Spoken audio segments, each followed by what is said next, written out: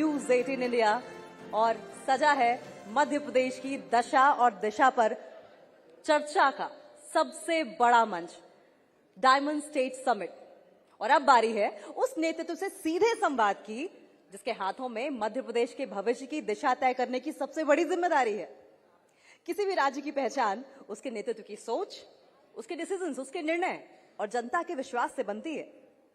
आज हमारे बीच उपस्थित हैं मध्य प्रदेश के माननीय मुख्यमंत्री डॉक्टर मोहन यादव, एक शिक्षक, एक रिसर्चर, एक शोधार्थी और भारतीय राजनीति के उन नेताओं में से एक हैं जिन्होंने छात्र जीवन से ही सार्वजनिक जीवन को अपना उद्देश्य बना लिया। अखिल भारतीय विद्यार्थी परिषद से शुरू हुआ उनका सफर संगठन के विभिन्न दायित्वों, अलग अलग रिस्पॉन्सिबिलिटीज, विधानसभा, मंत्रिमंडल और आज मुख्यमंत्री पद तक पहुंच चुका है। उज्जैन की सांस्कृतिक धरती से निकलकर उन्होंने शिक्षा के साथ साथ संस्कृति और सामाजिक जीवन से एक गहरा जुड़ाव हमेशा से ही बनाए रखा। उनकी कार्यशैली की सबसे बड़ी विशेषता यह है कि सतत संवाद उनका रहा, बहुत ही सरल व्यवहार रहा। वे मानते हैं कि विकास केवल बड़े शहरों तक सीमित नहीं है, बल्कि वो गांवों की जड़ों तक है, गांवों तक पहुंचना चाहिए, बल्कि उसका लाभ गांव, किसान, युवा, महिला और समाज के अंतिम व्यक्ति तक पहुंचना चाहिए। और यही सोच आज मध्य प्रदेश की विकास की यात्रा का आधार बन रही है। उनके नेतृत्व में सरकार विकास, विरासत और आस्था, आधुनिकता, सुशासन और जन भागीदारी, इन सभी के बीच संतुलन बनाने का प्रयास कर रही है। निवेश के साथ रोजगार, कानून व्यवस्था, कृषि, शिक्षा, महिला सशक्तिकरण, डिजिटल गवर्नेंस को लेकर सरकार की आगे की रणनीति क्या है और विकसित भारत के लक्ष्य में मध्य प्रदेश की भूमिका किस रूप में तय की जा रही है। विकसित मध्य प्रदेश, विकसित भारत के इस संकल्प पर उनके विचार सुनेंगे, लेकिन उससे पहले एक नजर उनकी और सरकार की उपलब्धियों पर भी डाल लेते हैं। मध्य प्रदेश के मुख्यमंत्री डॉक्टर मोहन यादव एक ऐसा नेता जिसने मध्य प्रदेश की विकास यात्रा को नई गति और नई दृष्टि दी है। अखिल भारतीय विद्यार्थी परिषद से शुरू हुआ उनका सार्वजनिक जीवन, संगठन, जनसेवा और प्रशासन की लंबी यात्रा तय करते हुए मध्य प्रदेश के मुख्यमंत्री पद तक पहुंचा है। मुख्यमंत्री के रूप में उन्होंने एक स्पष्ट विजन रखा, अभ्युदय मध्य प्रदेश, यानी विरासत से विकास। इसी सोच के साथ राज्य में निवेश, उद्योग, कृषि, इंफ्रास्ट्रक्चर, संस्कृति और सुशासन को नई दिशा मिली। 2024 से 2026 तक राज्य को 32 लाख करोड़ से ज्यादा के निवेश प्रस्ताव मिले हैं। धार जिले में देश का पहला पीएम मित्र टेक्सटाइल पार्क 2027 से शुरू होने वाला है। इससे 3 लाख से अधिक रोजगार और 6 लाख किसानों को सीधा लाभ मिलेगा। सरकार ने 2026 को किसान कल्याण वर्ष के रूप में समर्पित किया है। भावांतर भुगतान योजना, सिंचाई परियोजनाएं और कृषि निवेश को बढ़ावा देने की कोशिशें किसानों की आय बढ़ाने की दिशा में महत्वपूर्ण कदम है। कटनी में विंध्य क्षेत्र तक नर्मदा जल पहुंचाने वाली 12 किलोमीटर की भूमिगत सुरंग, केन बेतवा लिंक परियोजना और अन्य सिंचाई परियोजनाएं राज्य के भविष्य का आधारशिला बन रही हैं। महिलाओं के आर्थिक सशक्तिकरण और सामाजिक सुरक्षा के लिए भी सीएम मोहन यादव ने कई बड़े फैसले लिए हैं। राज्य के करीब 33% जिलों में महिला कलेक्टरों की नियुक्ति उनके इसी विजन को दिखाता है। उज्जैन में सिंहस्थ कुंभ 2028 को सफल बनाने के लिए करीब 18,400 करोड़ के मेगा बजट से युद्ध स्तर पर विकास कार्य जारी है। क्षिप्रा नदी का सौंदर्यीकरण और उज्जैन को 4 लेन, 6 लेन सड़कों से जोड़ने का काम तेजी से चल रहा है। महाकाल वन जैसी परियोजनाएं सांस्कृतिक विरासत और धार्मिक पर्यटन को नई पहचान दे रही हैं। यही नहीं, सरकार ने मध्य प्रदेश विधानसभा में समान नागरिक संहिता यानी यूसीसी विधेयक को सफलतापूर्वक पारित कराकर सुशासन दिशा में बड़ा कदम उठाया है। लेकिन विकसित मध्य प्रदेश की यात्रा केवल उपलब्धियों की नहीं, बल्कि नए लक्ष्य, नई चुनौतियों और नई संभावनाओं की भी यात्रा है। News 18 India diamond state summit के मंच पर इन्हीं चुनौतियों पर बात करने के लिए जोरदार तालियों से स्वागत कीजिए मध्य प्रदेश के कर्मठ और बेबाक मुख्यमंत्री डॉक्टर मोहन यादव का। तो जोरदार तालियों की गूंज के साथ स्वागत कीजिए मध्य प्रदेश के माननीय मुख्यमंत्री डॉक्टर मोहन यादव जी का। और उनसे बात करेंगे न्यूज 18 इंडिया के मैनेजिंग एडिटर ज्योति कमल। बहुत बहुत स्वागत है सर आपका।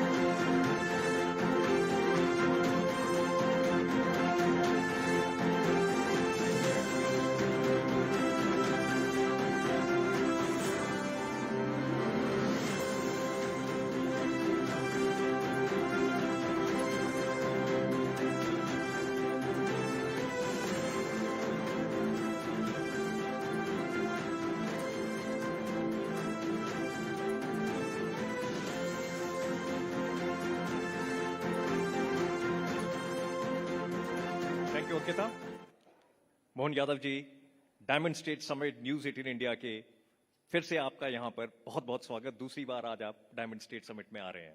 आपका भी मध्य प्रदेश की धरती और खासकर ये झीलों की नगरी भोपाल में आपका स्वागत, अभिनंदन है। मैं मान के चलता हूं कि न्यूज 18 ने जिस प्रकार से अपनी एक पहचान बनाई है, मैं आपके माध्यम से सभी लोगों को बधाई देना चाहूँ। बहुत बहुत धन्यवाद जी आपका। और वाकई आपने कहा कि झीलों की नगरी, बहुत ही खूबसूरत शहर, हरियाली, झीलों की, जब आप लैंड भी कर रहे होते हैं आपको नजर आती हैं झीलें यहाँ पर। इसको वेनिस भी कहा जाता है साउथ एशिया का। तो बहुत ही खूबसूरत शहर आपका। कोई भी उपलब्धि हो, कोई भी अचीवमेंट हो, बहुत बड़ी चीज होती है, मेहनत से मिलती है। लेकिन जब चुनौतियां भी बहुत बड़ी हो तो वो मेहनत और वो जो उपलब्धि है वो और बड़ी हो जाती है। बहुत ही साधारण परिवार से आप, पूनम चंद यादव जी के परिवार से, आलू बड़ा वो बेचते थे, बहुत ही साधारण परिवार से सारी चुनौतियां पूरी करते हुए आज आप मुख्यमंत्री हैं मध्य प्रदेश के। बहुत बड़ा राज्य है। कैसी रही आपकी ये यात्रा सारी? जब आप इसको देखते हैं, कैसी कैसी चुनौतियां सामने आई, उनको पार करते हुए यहां पर पहुंचना, क्या सोचते हैं आपकी इसमें कुछ किस्मत का भी रोल रहता है, कुछ मेहनत का भी रोल रहता है, कुछ पढ़ाई का, कुछ लगन का, कुछ विश्वास का? कैसे देखते हैं आप? देखिए, मैं इसको बहुत वैसे लेता हूँ, ऐसे तो भगवान की कृपा तो होती है, लेकिन पद बड़ा हो सकता, लोगों का मन, हमारा जो मस्तिष्क है वो जमीन पे रहे तो सबसे अच्छा इलाज वही है। भगवान की दया से दायित्व तो चाहे जो मिले, हमारे मन पे उसका परमात्मा मद ना चढ़ाए, अहंकार ना आए, ये ज्यादा बेहतर है। मैं इतना ही मान के चलता हूँ, मेरे लिए इतना ही पर्याप्त। पढ़ाई को आपने बहुत महत्व दिया, आपने कई डिग्रियां आपने प्राप्त की। इस वक्त आप देश के सबसे ज्यादा पढ़े लिखे मुख्यमंत्री हैं। आपने बीएससी की, आपने एमबीए की, आपने एलएलबी की, आपने पीएचडी की, इतनी क्वालिफिकेशंस। और दूसरी तरफ ये भी नहीं कि वो क्वालिफिकेशंस पीछे रह गई। स्वाध्याय आपके जीवन का एक बहुत बड़ा मूल मंत्र रहा है कि मैंने साथ साथ पढ़ते रहना है। ये नहीं कि मैंने सिर्फ जो जिसको कहते हैं ऑफिशियल डिग्री ले ली है तो अब मैंने और नहीं पढ़ने की मेरे को जरूरत। स्वाध्याय आपके लिए बड़ा इंपॉर्टेंट रहा है। तो जब आप यूथ को देखते हैं, आप अगली जनरेशन को देखते हैं, तो आप इस चीज को कैसे समझाने की कोशिश करेंगे कि स्वाध्याय का क्या महत्व है?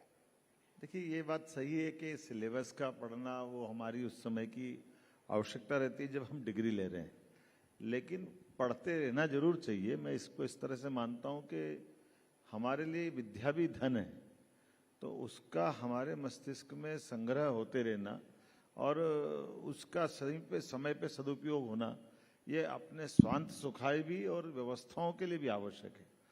मैं मान के चलता हूँ इसमें जो प्रशासनिक दृष्टि है वो राजनेताओं में भी होना चाहिए। मैं इसमें आदर्श उदाहरण मानता हूँ माननीय प्रधानमंत्री जी का, जिनका दिल्ली जाने के बाद नई टेक्नोलॉजियों के माध्यम से नए नए प्रकार से रुचि लेकर के आगे जब प्रधानमंत्री आगे चलते हैं तो हम सबको प्रेरणा देते हैं। मैं उनका धन्यवाद अदा करता हूँ और आपके माध्यम से मैं सबसे कहना चाहूँगा कि हमको हमारी अपनी स्वयं की मनोदशा में, जब हम रोजमर्रा के जीवन में कोई भी काम कर रहे हैं, तो सबसे पहले हमारे खुद के लिए भी सारी चीज़ों से वो अपने को दक्ष होना चाहिए, जिसको अपनी भाषा में अपडेट कहते हैं कि हम अगर इतने अपडेट रहेंगे उतना परमात्मा हमको यश देगा। और उसमें मैं कोशिश करता हूँ स्वाध्याय के साथ अपने को आगे बढ़ाने के लिए।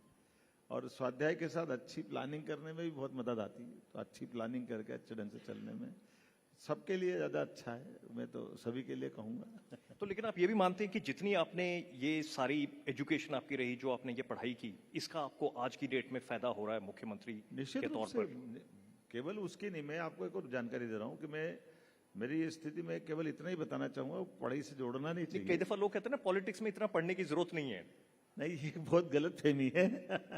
राजनेताओं को खास करके दुनिया में भारत का जिस प्रकार से मान सम्मान है, हमारे यहाँ तो इस भारत की पहचान सदियों से दुनिया में शिक्षित देश की है।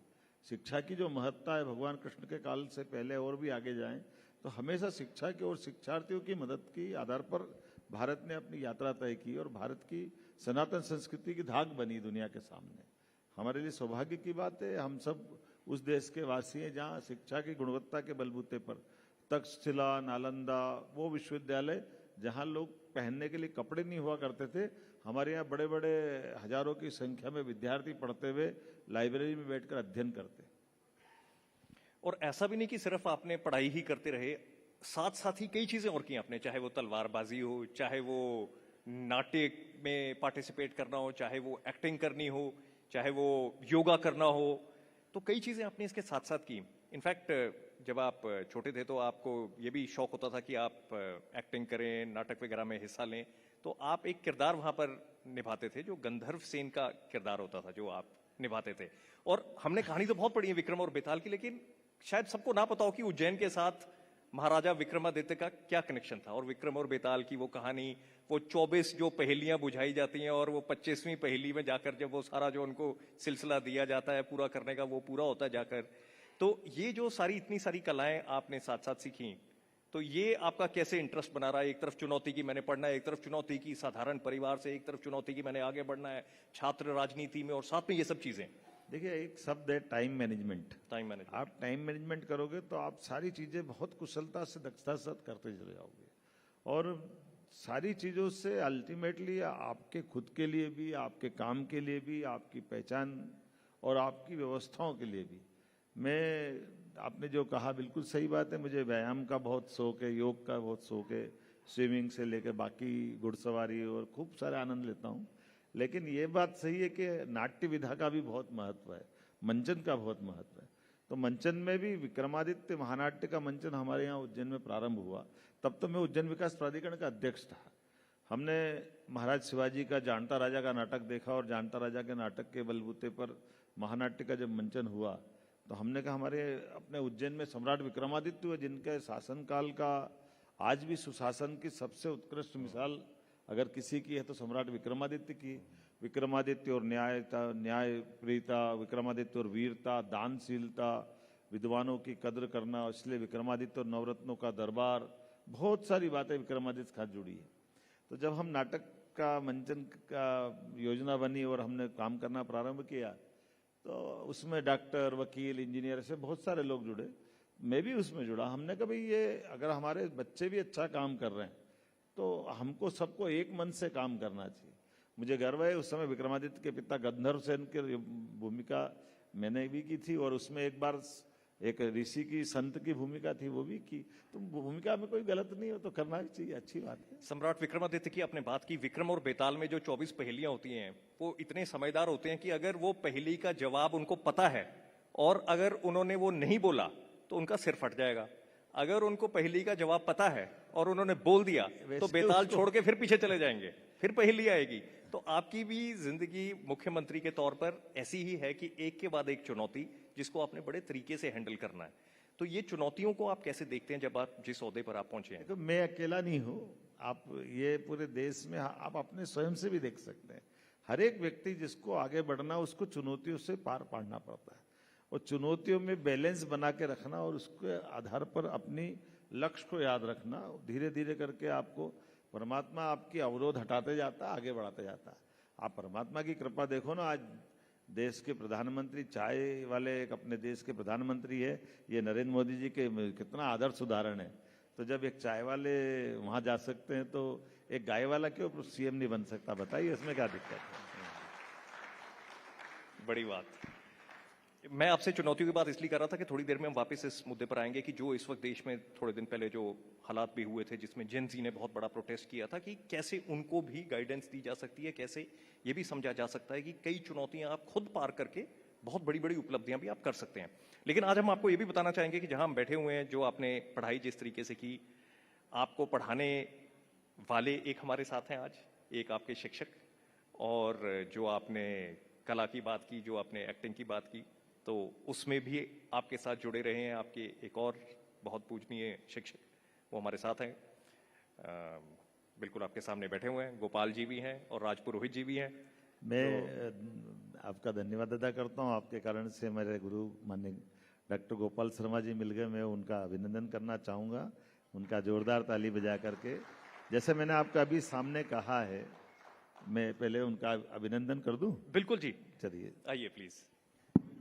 ये बड़ा सौभाग्य है हमारे लिए भी, वो आज समय निकाल कर उज्जैन से यहां पर आ सके।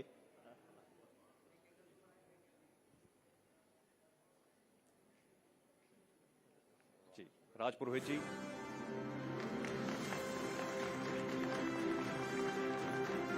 गोपाल जी,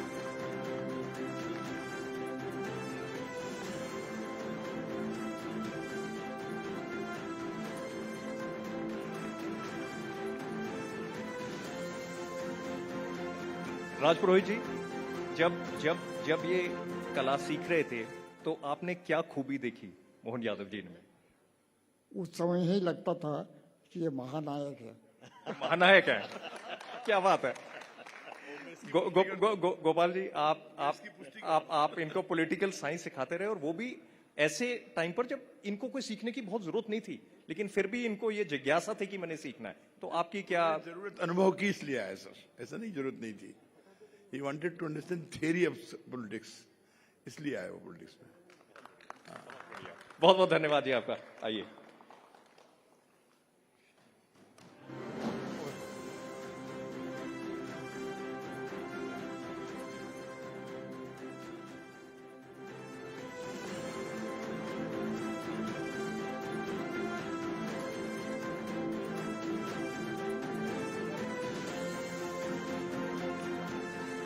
नहीं होगा, आइए।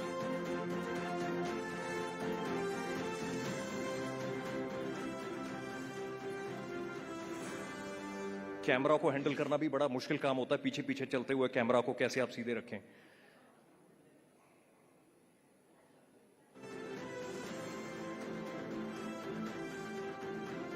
मोहन जी, हम बात कर रहे थे, आप अभी अपने शिक्षकों को मिले, आपने उनको सम्मानित किया आपने, कि इस वक्त बहुत सारा प्रोटेस्ट हुआ इंडिया में जेन जी को लेकर। जेन जी ने काफी प्रोटेस्ट किया कि नीट पेपर था और चीजों को लेकर।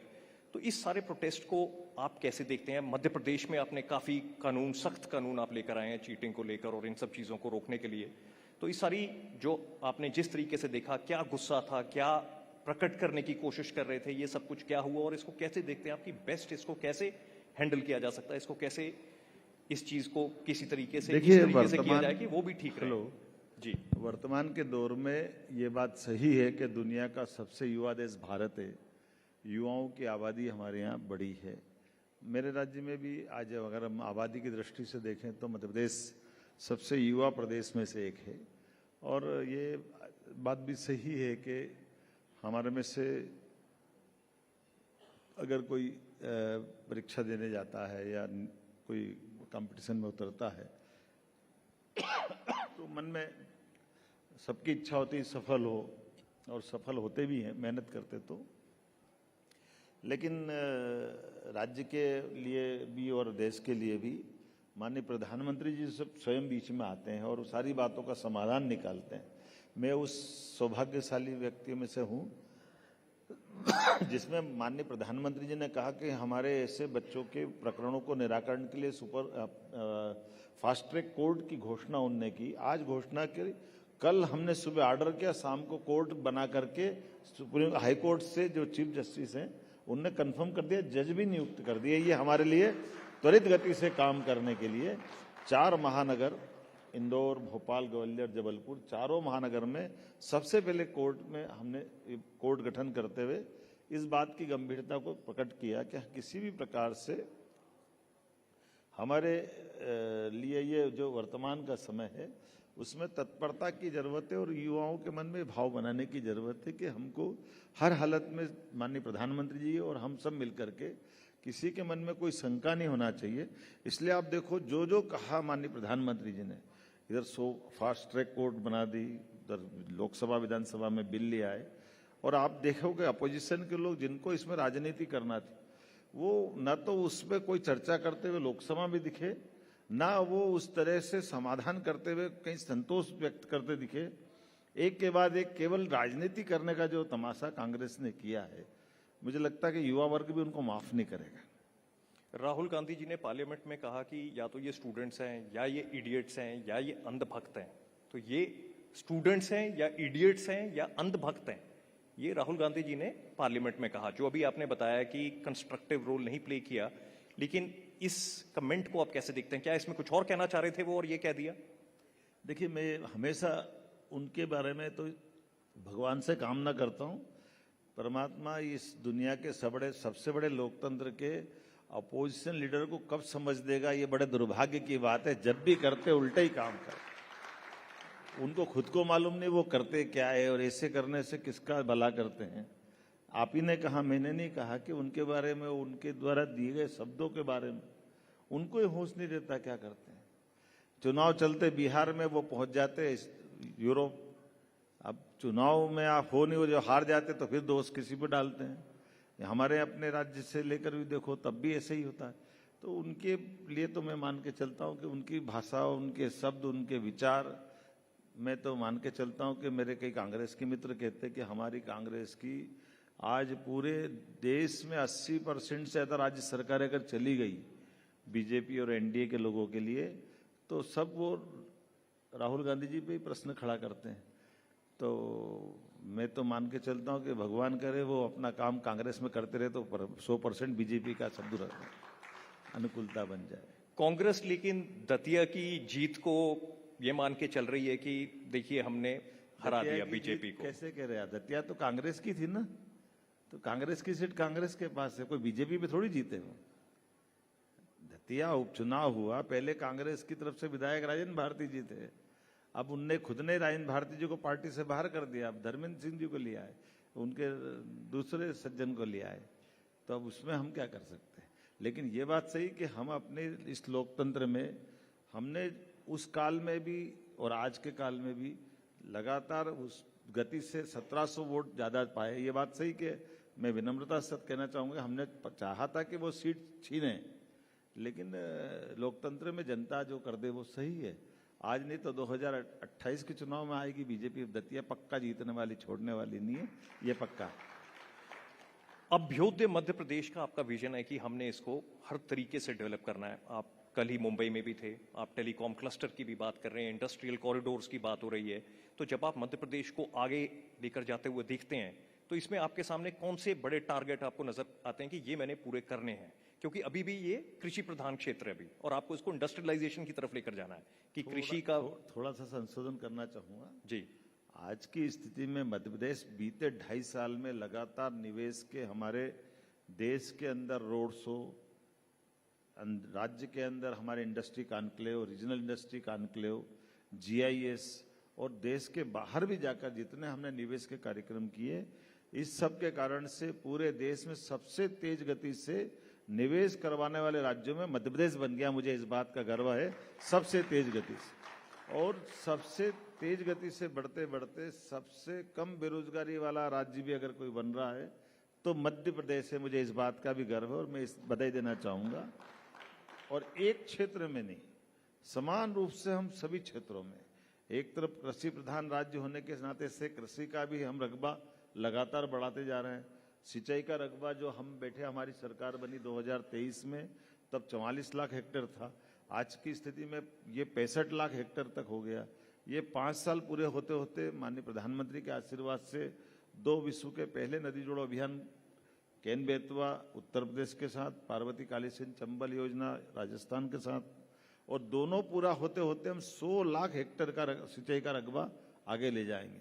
104 लाख मेट्रिक टन गेहूं का उपार्जन खरीदने वाला एकमात्र हमारा 14 लाख किसानों से पूरे देश का सबसे ज्यादा गेहूं उपार्जन किसानों से मध्य प्रदेश ने किया है। एक तरफ हम अपने एग्रीकल्चर की ग्रोथ बना रहे हैं, दूसरी तरफ सेमीकंडक्टर के आधार पर भी निवेशकों को बुलाने वाला, एक साथ अपने राज्य के अंदर आईटी पार्क से लगा करके, जैसे आपने कहा इकोनॉमिक कॉरिडोर, और छोटे छोटे संभाग केंद्र के नीचे भी जाकर इंडस्ट्रियों को स्थापित करने के लिए उस दिशा में काम करते हुए, कल का आपने उल्लेख किया कि टेलीकॉम जोन भारत सरकार के साथ एमओयू करके ये विश्व का पहला प्रयोग हो रहा है कि मध्य प्रदेश सरकार और भारत सरकार एमओयू करके डेवलपमेंट का नया मॉडल बनाए। ये प्रयोग हमारे ग्वालियर अंचल के लिए है, ये बड़ी उपलब्धि हमारी है। इंडस्ट्रियल कॉरिडोर तो हमने किए, लेकिन डिफेंस कॉरिडोर के बलबूते पर अब ब्रह्मोस तोप तो हमने सब सुनी है, लेकिन हमारे राज्य के अंदर भी वो तोप बनेगी, और जिसके आधार पर हमारे यहाँ ये जो डिफेंस कॉरिडोर हमारा शिवपुरी का बेल्ट है, अभी दतिया चुनाव भले ही हुआ है, लेकिन दतिया के अंदर भी 11,500 करोड़ से ज्यादा का निवेश बहुत जल्दी डिफेंस कॉरिडोर में हम लोग करने वाले हैं। ऐसी एक नहीं, बहुत सारी बात मैं बता सकता हूँ। विश्व में सबसे सस्ती बिजली अगर कहीं उपलब्ध है तो मध्य प्रदेश में उपलब्ध है, और उसमें भी रिन्यूएबल एनर्जी। आप एनर्जी का भी जो हमारी हरित ऊर्जा, तो उसके सभी प्रकार, विंड एनर्जी, सोलर एनर्जी, हमारे दूसरे प्रकार से भी जो जितने प्रकार की हो सकती है, लेकिन सबसे सस्ती बिजली हमारे राज्य से मिल रही है।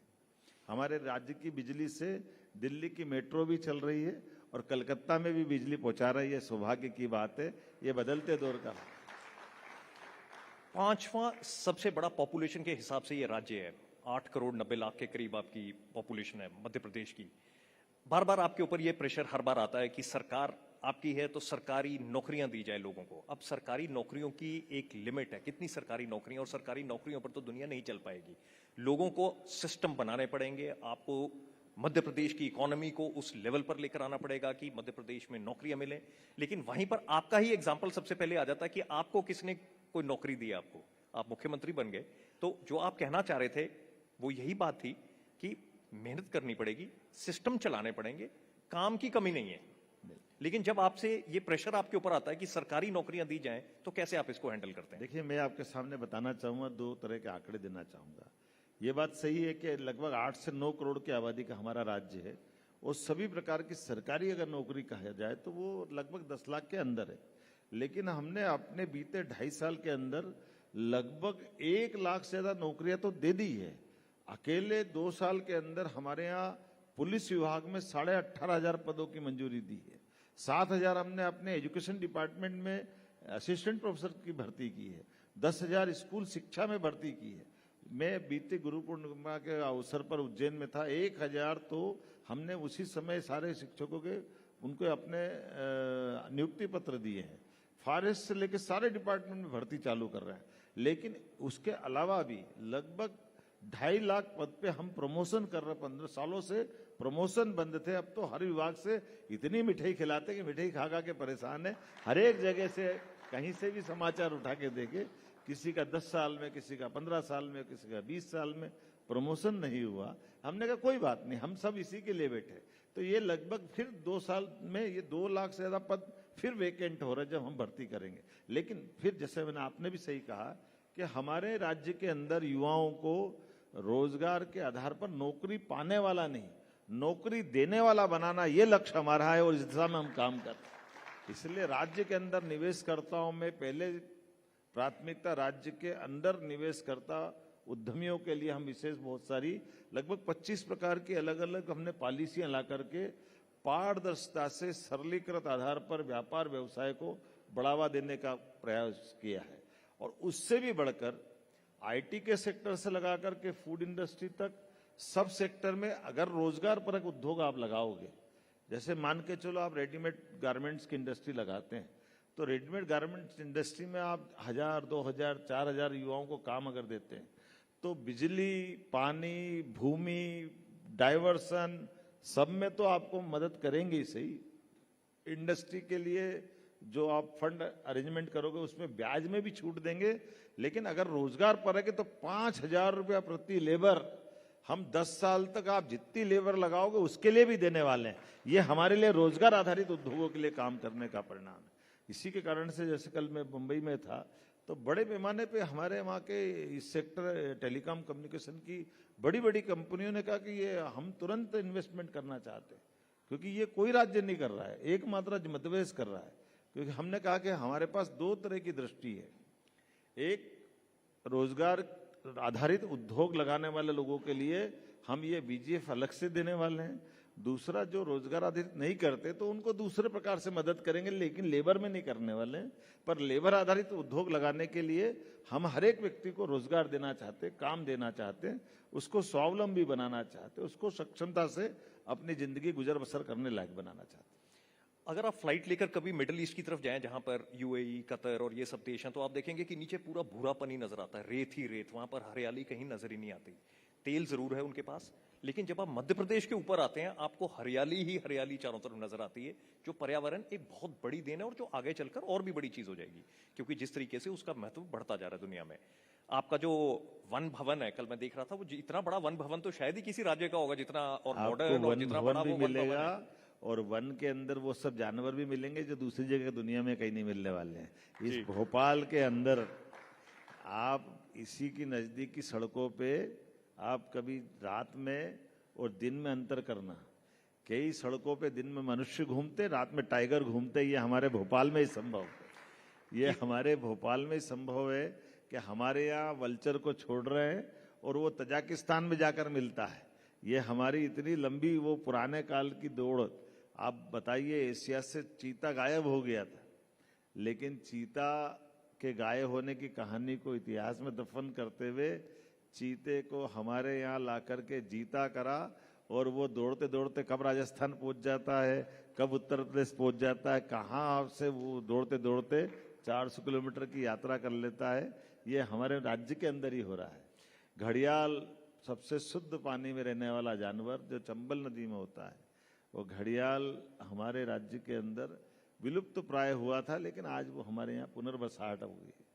गजराज हाथी असम केरल की सुनोगे, अब जरूरत नहीं, आप जबलपुर के पास कान्हा बांधवगढ़ में 100 से ज्यादा हाथी हमारे यहाँ वापस दौड़ते घूम रहे हैं, जो हमारे लिए हमारे उस गौरवशाली अतीत को जिंदा कर रहे हैं। तो हमने अपने राज्य के अंदर राज्य की नैसर्गिक सुंदरता, वन संपदा, वन्य जीव संपदा और मनुष्य आधारित व्यवस्थाओं को बलबूते पर, लेकिन पुरानी गौरवशाली विरासत को भी जिंदा रख रहे हैं। साथ ही साथ आपको शिकारे में अगर यात्रा करना हो तो आपको कश्मीर के डल झील जाने की जरूरत नहीं, भोपाल की झील में भी शिकारे मिलेंगे। ये हमारे राज्य के अंदर हो रहा है। लेकिन इसमें ही आपके सामने ये चुनौती आ जाती है कि औद्योगिकरण अगर आपने करना है मध्य प्रदेश का, तो और साथ में आपने ये सारा कुछ भी बना के रखना कि पर्यावरण ना बिगड़े, तो बहुत ही ज्यादा आपको एक उदाहरण सेटअप करना पड़ेगा कि कैसे दोनों चीजें साथ साथ हो सकती हैं। दोनों बराबर से कर रहे हैं। जैसे आप अगर इंडस्ट्री में आना चाहते तो इंडस्ट्री की छूट है, आप टूरिज्म में आना चाहते तो टूरिज्म में इसी प्रकार की छूट है, ताकि टूरिज्म के बलबूते पर हमारी वन्य संपदा को भी सेव कर रहे हैं, उनको इकोसिस्टम बना के रख रहे हैं, लेकिन उसमें भी रोजगार के अवसर ले रहे हैं। उस रोजगार के आधार पर हमारे पर्यटन के आसपास में रहने वाले सभी वनवासी, आदिवासी भाई बहन या ग्रामवासियों को भी हम सीधे भागीदार बना रहे हैं। आप अंदाज लगा लो कि आपके पास अगर पर्यटन क्षेत्र के आसपास कोई कच्चा मकान है, आप 2 कमरे, 4 कमरे, 6 कमरे, 8 कमरे का होम स्टे बना लोगे, तो आपके होम स्टे बनने में भी हम आपको उसमें भी मदद करेंगे। फिर आपका बिजली का बिल भी कमर्शियल नहीं आएगा, रेसिडेंशियल आएगा। आप अगर भोजनालय चालू करो तो भोजनालय को कोई कमर्शियल तरीके से टैक्स नहीं देना पड़ेगा। सब प्रकार से प्रमोट करने का हमारा प्रयास है। उसी के कारण से हमारा सब क्षेत्रों में बीते 2 साल के अंदर टूरिज्म सेक्टर के बलबूते पर हमारे यहाँ 7 करोड़ से 13 करोड़ तक यात्री आ रहा है। ये हमारे राज्य के अंदर की इसकी गहराई बता रहा है। मुश्किल डिसीजंस लेने में कभी भी कोई कमी नहीं रहती एक मुख्यमंत्री के लिए। तो आपने अब जैसे यूसीसी को इम्प्लीमेंट करना हो स्टेट में, चाहे वक्फ बोर्ड में जो मॉडिफिकेशंस लेकर आनी है वो लेकर आनी हो, और साथ में जो अभी बहुत सारे नाम हैं जो बदले गए, जहां पर मुस्लिम नाम थे शहरों के या जगहों के जिनको हिंदू नाम की तरफ लेकर गए, तो इन सब चीजों को आप कैसे लोगों को समझाते हैं, या आप उनके पास कैसे इसको किस तरीके से कन्वे करते हैं कि उनको समझ आए कि आप क्या करना चाह रहे हैं? देखिए, बहुत सरल है।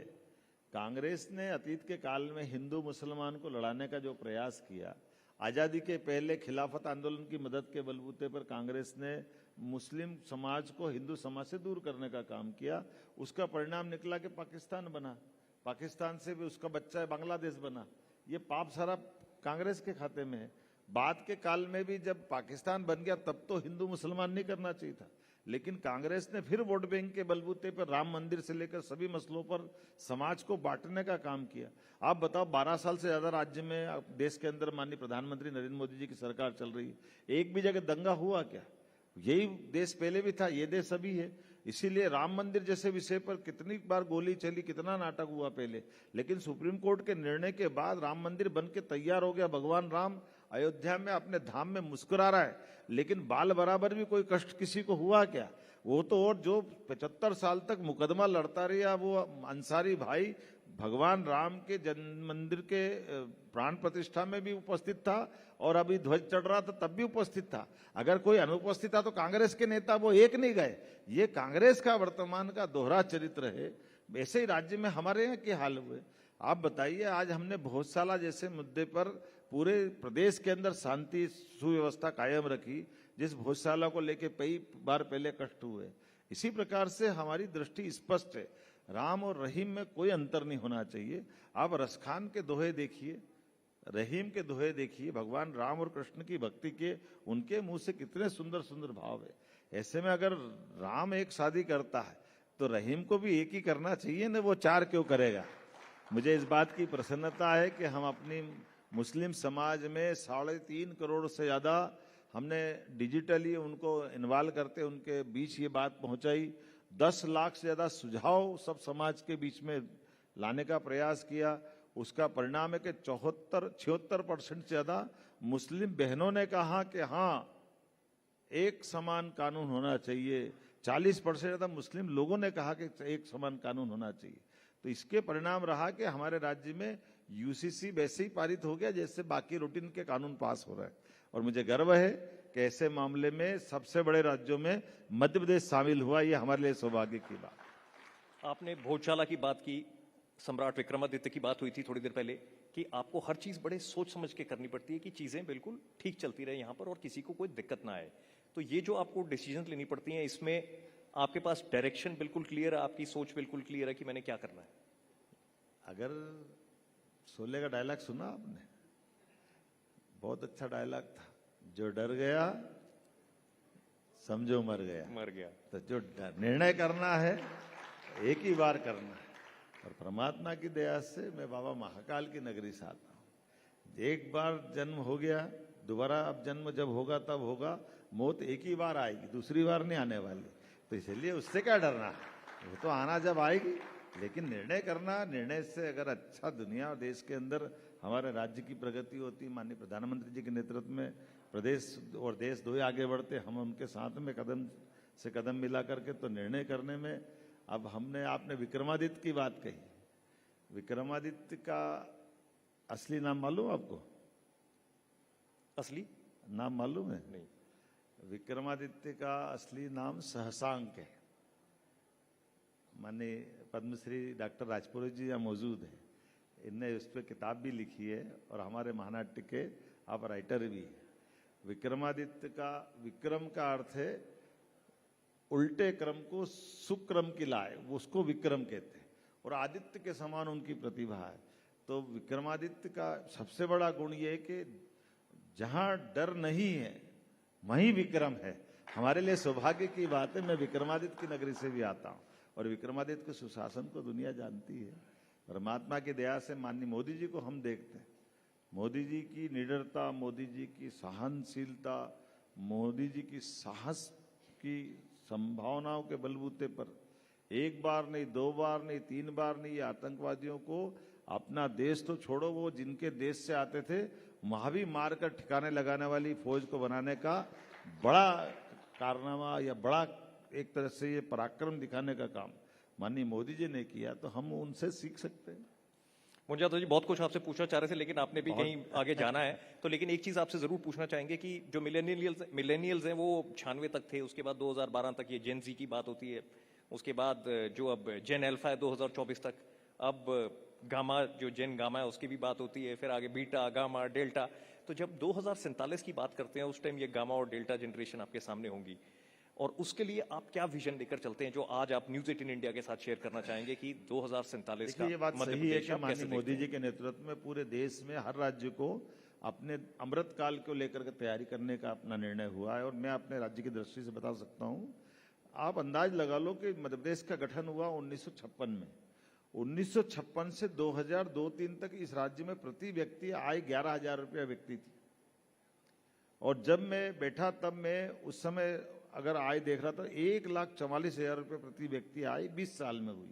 55 साल में 11,000, 20 साल में। लेकिन आज की स्थिति में 2,67,000 रुपये प्रति व्यक्ति आय हो गई। ये 2.5 साल के अंदर हुआ।